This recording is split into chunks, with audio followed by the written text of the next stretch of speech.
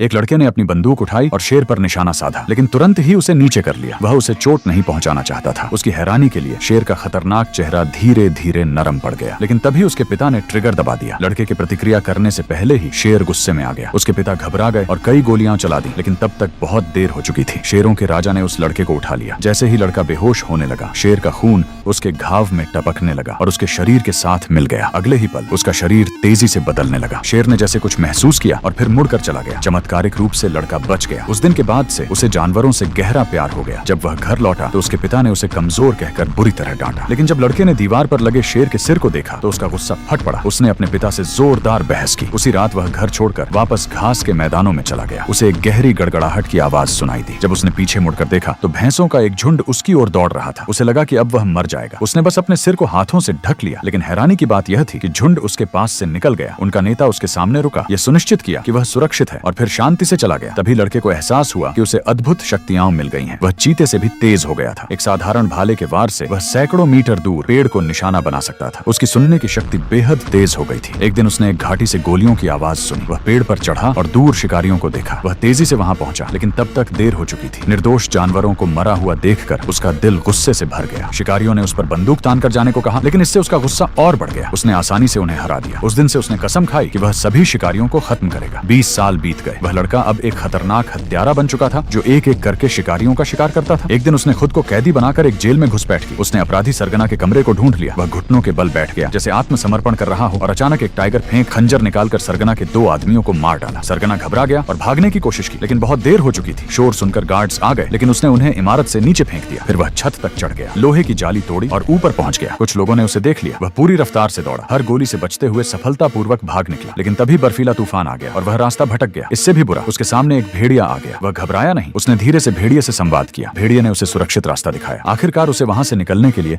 एक विमान मिल गया। उस दिन के बाद से जिस जमीन की वह रक्षा करता था, वहां कोई शिकारी लौटने की हिम्मत नहीं कर पाया। और मूवी का नाम है क्राइवेन द हंटर।